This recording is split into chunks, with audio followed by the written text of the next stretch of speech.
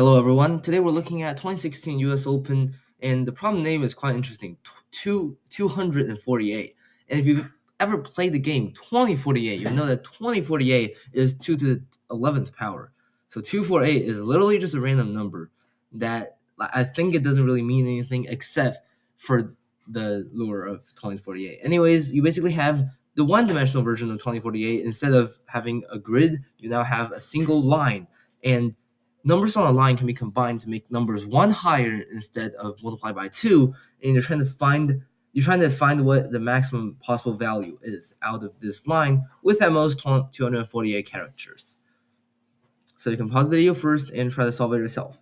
Okay, so first of all, since we're combining stuff, and assuming that you know this since you're looking at a gold problem review, this is interval DP for sure. But there is one very crucial problem. It's the fact that we don't know whether the number we form is in the middle, the leftmost, or rightmost end. And that's going to make it quite difficult for us to transition because we can't really combine if, say, we're trying to combine region A and region B, which are adjacent, but region A has the max value formed on the left end, and region B has it formed on the right end, and they're not adjacent to each other. So that's going to make it quite a problem. So here is the big brain part that, to be fair, when I was looking at this problem like about 2 minutes ago, I could not think of this without looking at it, like how to solve that problem. And it is the fact that we don't have to condense them if they don't condense into a singular number. Because think about it.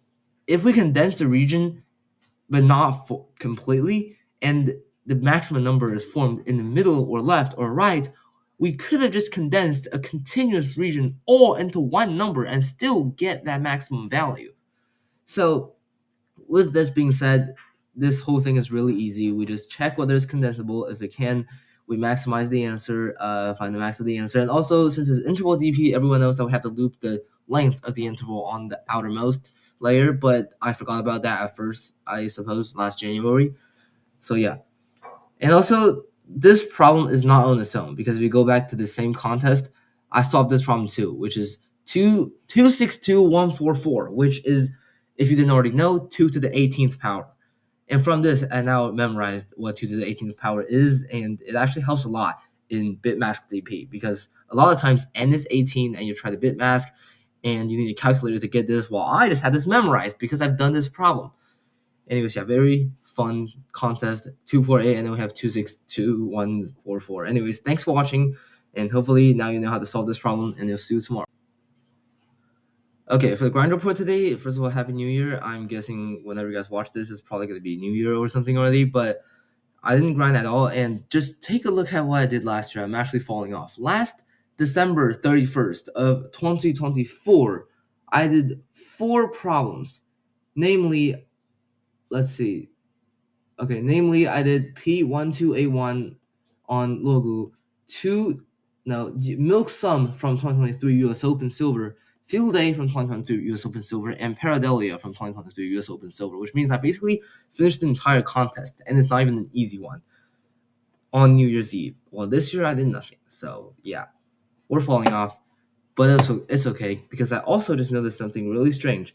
The fact that if we just look at the most populous contest of the most recent season, which is 2024 December, obviously, we have 10,000 participants for bronze, about 5,000 for silver, about 1,000 for gold, and then we have about 500 for platinum. I mean, it's not about 500, but we can approximate it that way. And if you take a look at the ratio, about half of what's in bronze is in silver, and then about half of what's in gold is in platinum. However, silver and gold has a gap of about 5 times, or I mean 4.6 in this case, but approximately.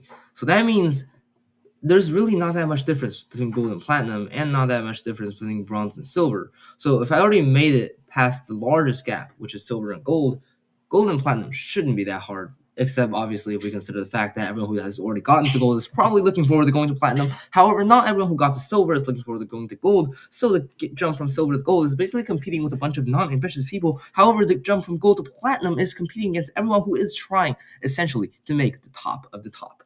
So thanks for watching. See you tomorrow.